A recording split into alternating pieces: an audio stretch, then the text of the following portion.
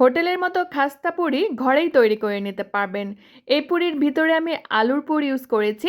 ভিতরে আলুর পুরে ভরপুর আর বাহিরেরটা একদম খাস্তা মুচমুচে, ঠিক যেন হোটেলের মতো। আর বাসার তৈরি খাবার তো অবশ্যই স্বাস্থ্যসম্মত। বিকেলের চায়ের আড্ডায় এই আলুর পুরিটা কিন্তু একদম জমে যাবে। আসসালামু আলাইকুম ভিউয়ার্স, ওয়েলকাম করছি আমার চ্যানেলের নতুন আরও একটি এপিসোড দেখার জন্য। আলুর পুরি তৈরির জন্য এখানে আমি নিয়ে নিচ্ছি মেজারমেন্ট কাপ দিয়ে 2 কাপ পরিমাণে ময়দা। চাইলে কিন্তু আটা দিয়েও করতে পারবেন, তবে ময়দা দিয়ে করলে বেস্ট রেজাল্টটা পাওয়া যাবে। দিয়ে দিলাম 1 চা চামচ পরিমাণে লবণ আর 3 টেবিল চামচ পরিমাণে রান্নার সয়াবিন তেল।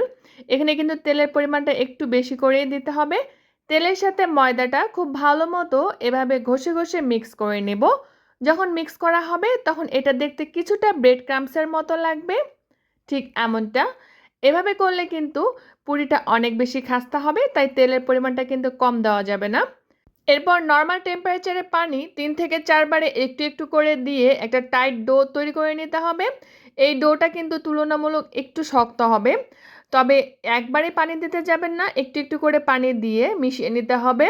2 কাপ ময়দার জন্য 1 কাপ পানি নিয়েছিলাম, এর মধ্যে থেকে প্রায় 1/4 কাপের মতো পানি কিন্তু বেঁচে গিয়েছে। এখন 2-3 মিনিটের মতো ডোটাকে একটু মথে নিয়ে তারপরে এটাকে রেস্টে রেখে দেব প্রায় 10 থেকে 15 মিনিটের জন্য।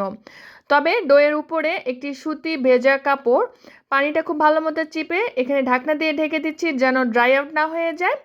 ফিরে আসছি প্রায় 20 মিনিট পরে। এরপরে আমি এখানে 3টি বড় সাইজের আলু সিদ্ধ করে নিয়েছি। আলুগুলোকে খুব ভালো মতো ম্যাশ করে নিয়েছি। দিয়ে দিচ্ছি 1/4 কাপ পরিমাণে পেঁয়াজ বেরেস্তা। এখানে কিন্তু কাঁচা পেঁয়াজটা না দিয়ে বেরেস্তাটা দিবেন, তাতে করে টেস্টটা ভালো আসে। 1 টেবিল চামচ পরিমাণে ধনেপাতা কুচি, স্বাদমতো কাঁচামরিচ, হাফ চা চামচ মরিচের গুঁড়া, স্বাদমতো লবণ, হাফ চা চামচ জিরার গুঁড়া। আর এখানে রাঁধুনির যে একটা মশলার প্যাকেট পাওয়া যায় সেই মশলাটা দিয়ে দিচ্ছি পুরোটাই। এখন সবগুলো খুব ভালো মতো মিক্স করে নেব। চাইলে কিন্তু এখানে চিলি ফ্লেক্সটা ইউজ করতে পারেন, আমার হাতের কাছে ছিল না তাই দিইনি। সব মশলাগুলো আলুর সাথে খুব ভালো মতো মিক্স করে রেখে দেবো এক সাইডে। প্রায় 20 মিনিট পরে ডোটা আমার অনেকটা সফট হয়ে যাবে। ঢাকনাটা তুলে নিয়েছি, দেখতেই পাচ্ছেন কতটা সফট হয়ে গিয়েছে। এই ডোটাকে আমি আরও কিছুক্ষণের জন্য একটু মথে নিব। এরপরে আমি ডোটাকে ছোট ছোট লেচি করে কেটে নিব। প্রথমে লম্বা করে শেপ করে নেব পুরো ডোটাই, তারপরে ছোট ছোট লেচি করে কেটে নেব।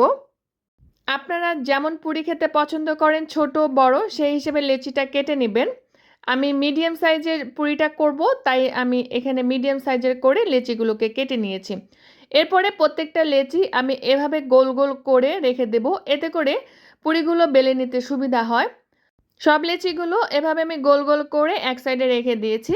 এর মধ্যে থেকে একটি লেচি নিয়ে এভাবে আমি টেনে টেনে মাঝখানেরটা একটু মোটা আর সাইডের অংশগুলো একটু পাতলা করে নিব। এরপর পরিমাণ মতো একটু আলুর পুর নিয়ে লেচির মাঝখানে দিয়ে দিচ্ছি। খুব বেশি করে কিন্তু পুরটা দিতে যাবেন না, নাহলে বের হয়ে যাবে। এরপর সাইডের অংশগুলো আমি সবগুলো একসাথে করে মুড়িয়ে খুব ভালো মতো পেঁচিয়ে সিল করে দেব, যেন পুরটা বের না হয়ে যায়।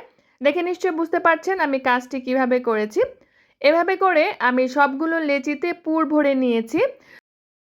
প্রথমে সবগুলো লেচিতে পুর ভরে নিয়ে তারপরে পুরিগুলো বানালে কিছুটা সময় পাবে পুরিগুলো সেট হতে, এতে করে কিন্তু আলুর পুরটা খুব ভালো মতো ভিতরে সেট হয়ে যায়। এর মধ্যে থেকে একটি নিয়ে তারপর সবগুলোকে ঢেকে রাখবো।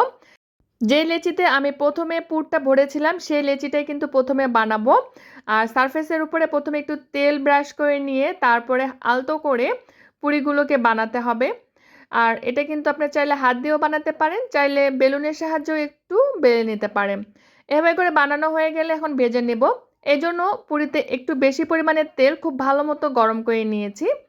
তেলটা যখন খুব ভালো মতো গরম হয়ে আসবে এই পর্যায়ে বেলে রাখা পুরিটাকে দিয়ে দিচ্ছি।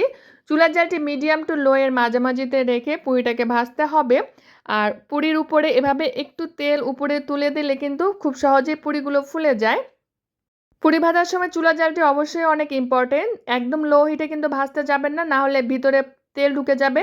আবার হাই ফ্লেমে ভাজলে উপরে খুব সহজেই কালার চলে আসবে, মানে পুড়ে যাবে, এরকম ফুলকো হবে না। তাই মিডিয়াম টু লো এর মাঝামাঝিতে রেখে পুরিগুলোকে ভাজতে হবে। এপাশ ওপাশ করে একটু উল্টিয়ে দিচ্ছি। যখন সুন্দর লাইট ব্রাউন কালার চলে আসবে এই পর্যায়ে তুলে নিতে হবে। আর দেখতেই পাচ্ছেন পুরিটা আমার কত সুন্দরভাবে ফুলেছে। একইভাবে আমি আরও একটি পুরি আপনাদেরকে ভেজে দেখাচ্ছি। পুরিটা দেওয়ার পরে এভাবে একটু উপরের দিকে তেলটা ছিটিয়ে দিবেন। এতে করে কিন্তু উপরেও ভাজা হবে আর সুন্দর করে পুরিটা খুব ভালো মতো ফুলে যাবে। ৩-৪ বার উল্টে পাল্টে পুরিগুলোকে তুলে নিতে হবে একটি কিচেন টিস্যুর উপরে। এতে করে কিন্তু অতিরিক্ত যে তেলটা আছে সেটা সোক হয়ে যাবে।